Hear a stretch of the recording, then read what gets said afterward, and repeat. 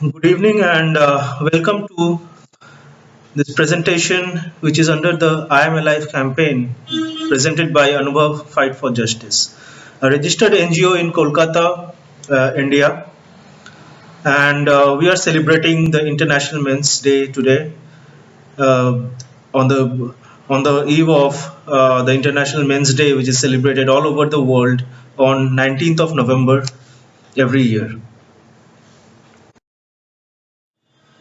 Now, in this presentation, I'm going to talk about the effect of marriage on the life of each and every male in India.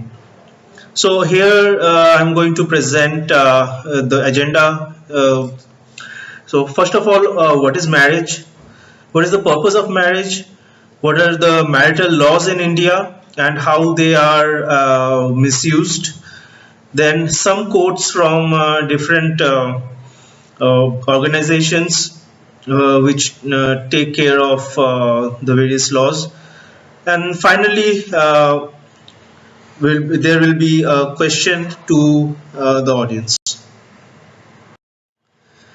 So, starting off, first of all, we have marriage.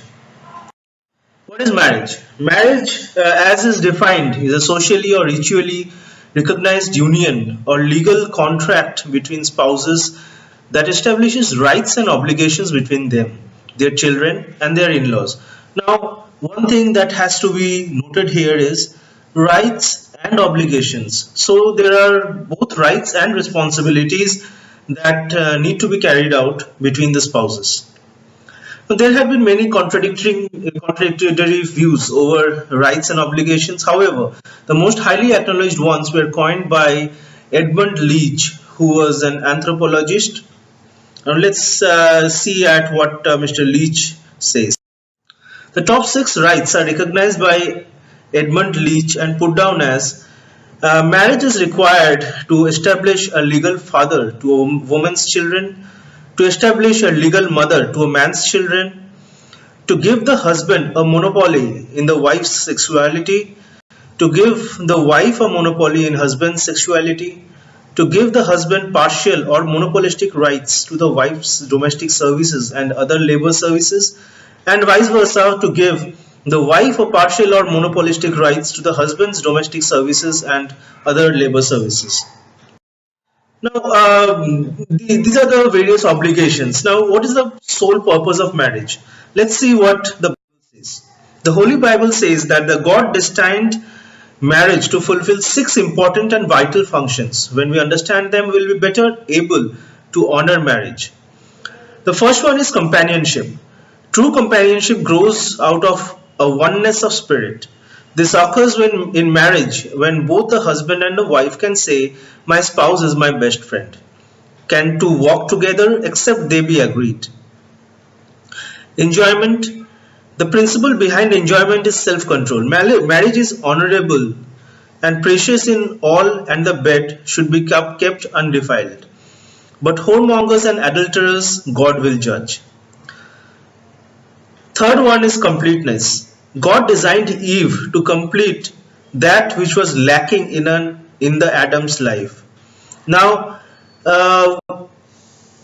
we all know that God first created Adam and then created Eve to complete him. So it's the she which was designed for the he, not the other way around.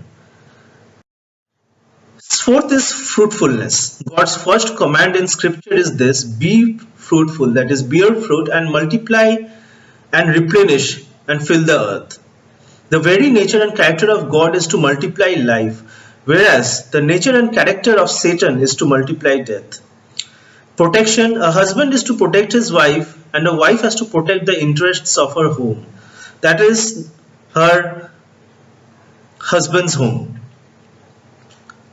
Parents are to protect their children, to raise up a godly seed. And sixth one is typify Christ and church. Marriage is to be a human object lesson of the divine relationship between Christ and believers. Now let's see, as we are talking about India, let's see how Hinduism characterizes marriage as. According to Hinduism, marriage between two souls is a very sacred affair that stretches beyond one lifetime and may continue up to 7 lives. As the Puranas confirm, once married, a couple are expected to uphold their family names by remaining faithful and truthful to each other and by enacting their respective roles as laid out by Hinduism. As the epics illustrate, a couple ought to stick together through the ups and downs of life, however challenging and arduous situations may be, taking care of each other and keeping faith in each other. But are we actually doing this? Today, if you see, there are multiple marriages that are breaking down on the basis of very trivial issues. And overall, I think the one thing that is missing in our lives today is patience. We are losing patience each and every day on each and every trivial matter. And when the laws are designed in such a way that anyone can use or misuse them to extort a lot of money or to have an answer to their personal agenda, then these laws actually mean nothing to any man. According to the beliefs of Hinduism, marriage is a sacred institution devised by gods for the welfare of human beings. Its primary purpose is procreation and continuation of life on earth. Its ultimate aim is spiritual union with the inmost self, which is possible when couple perform their obligatory duties and earn the grace of God through their good karma.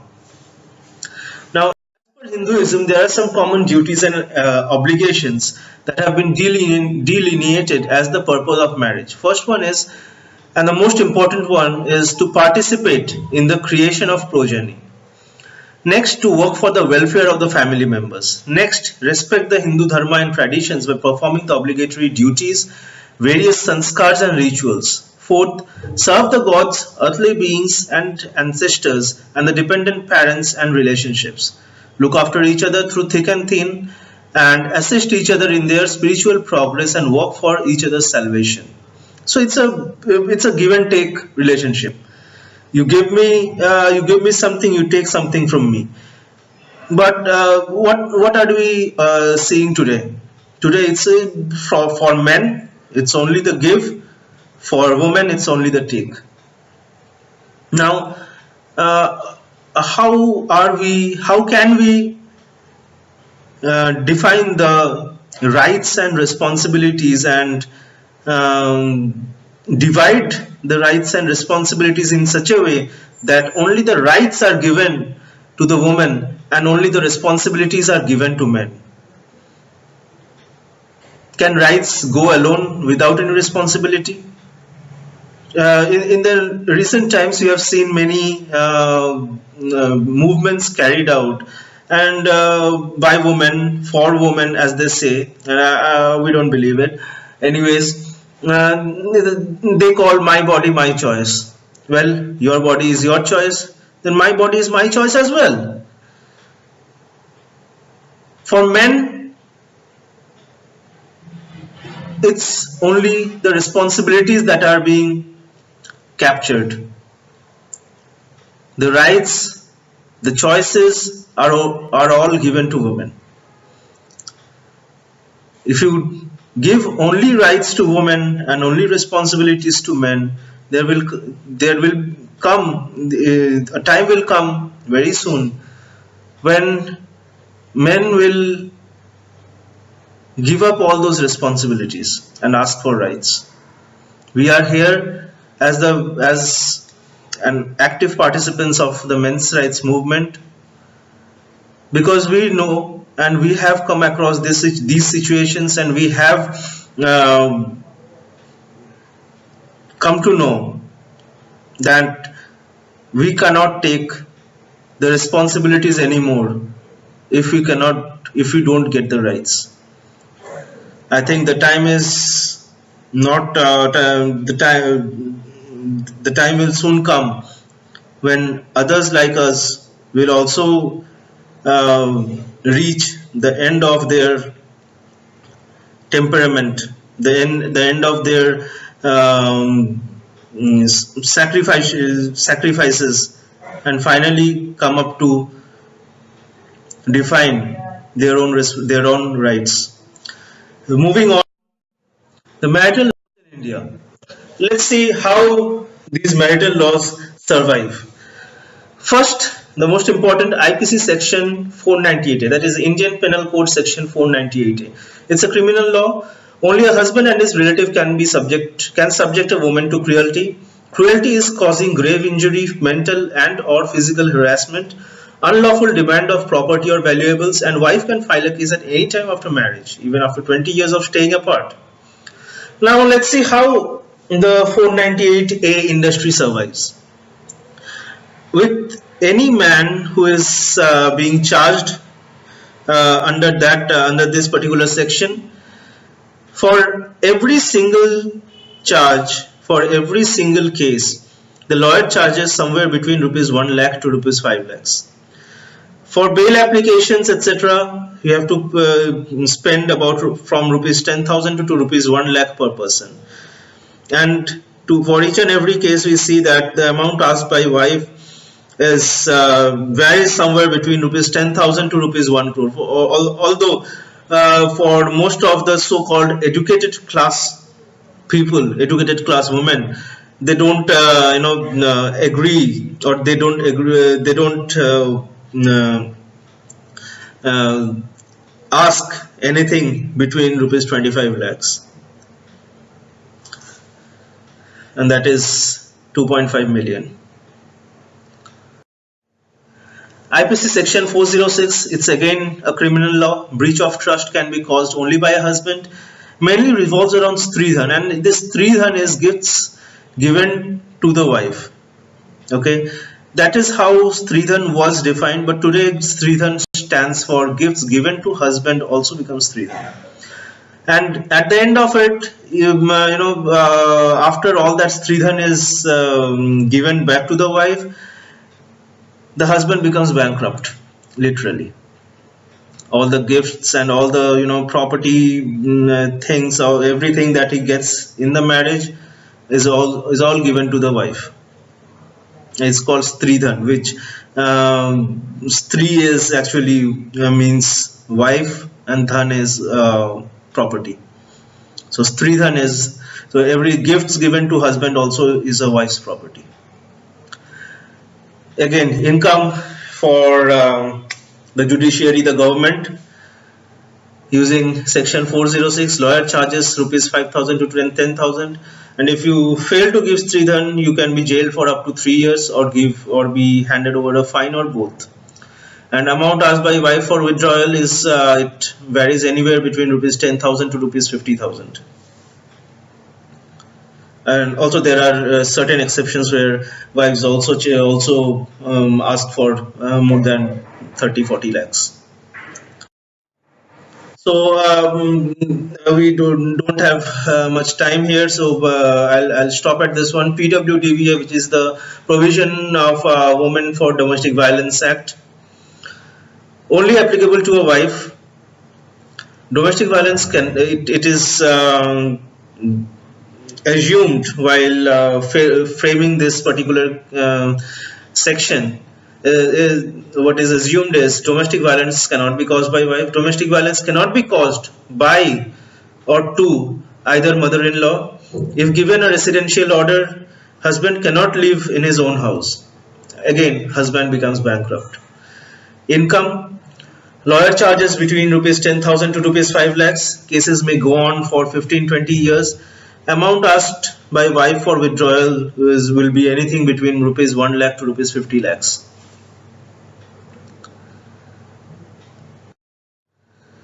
Marriages in India, the various laws, and their you have already seen the various laws. Let's see how the various organizations have come up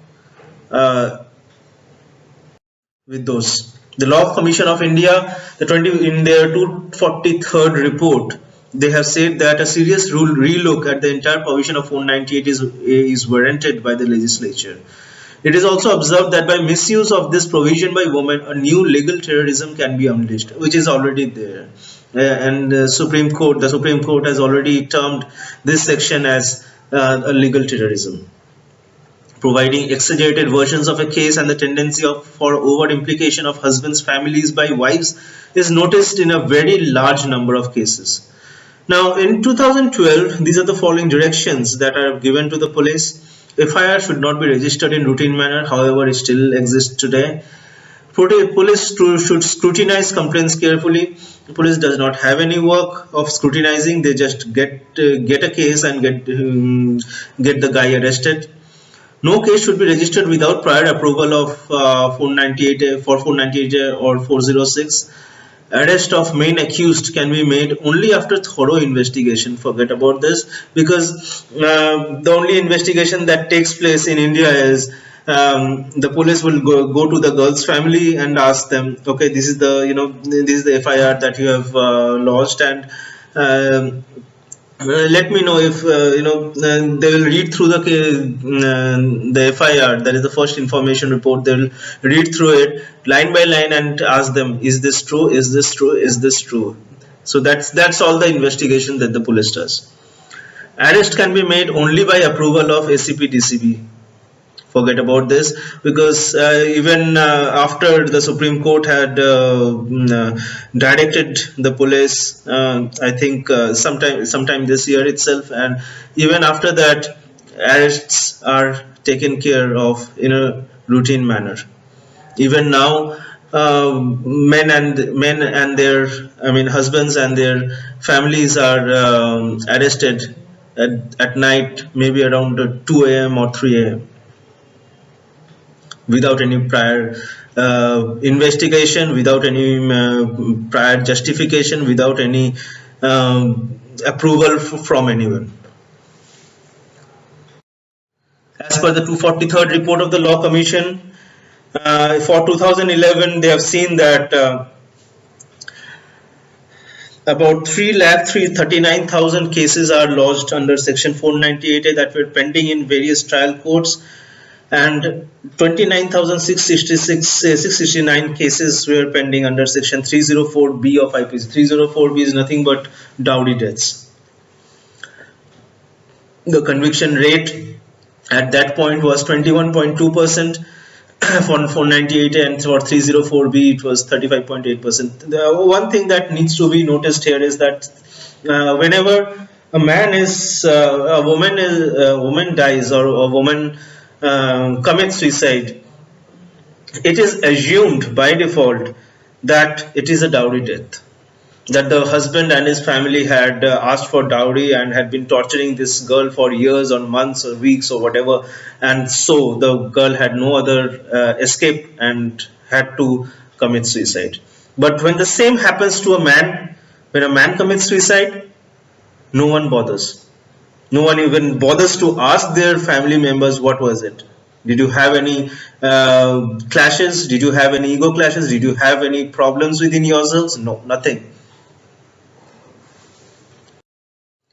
Justice Malimath committee had reported that the harsh law, far from helping the genuine victimized woman, has become a source of blackmail and harassment for husbands and others.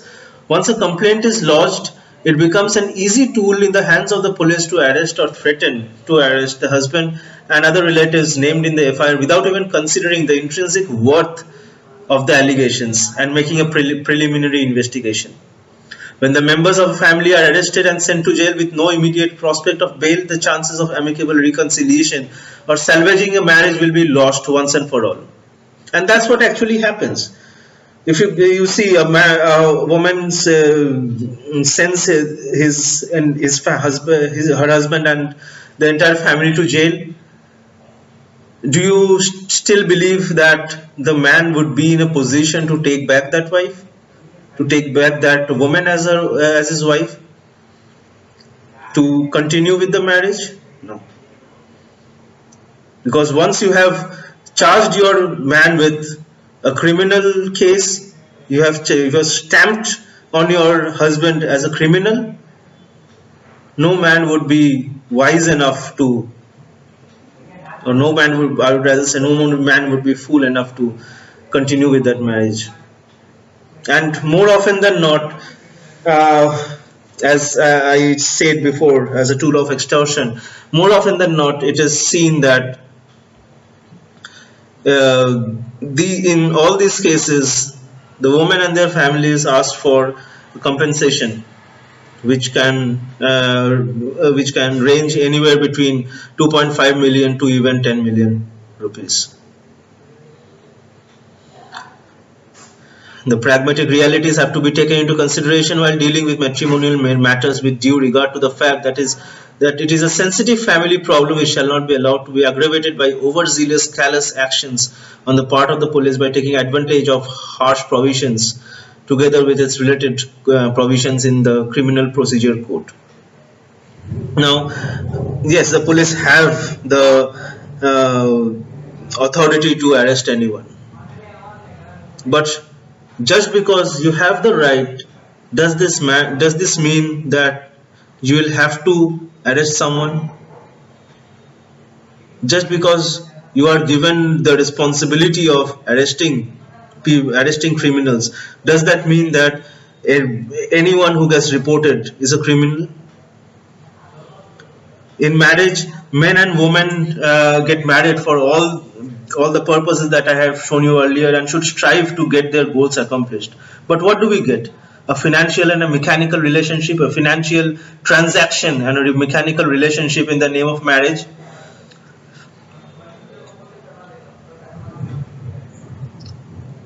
And ultimately what happens is a divorce. And these days it's very common to have a speedy divorce. And you know what happens in a speedy divorce? In a speedy divorce, only the family courts, they ask the representatives from the woman's family to come up and tell them what are their complaints. And once the woman frames all those complaints, that's it.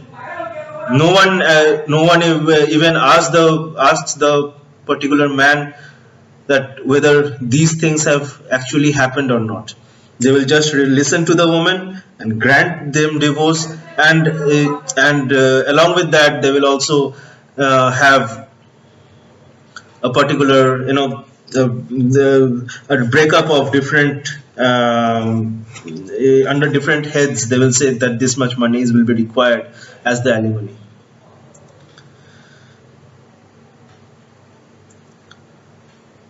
Only thing that's decided in these courts is money.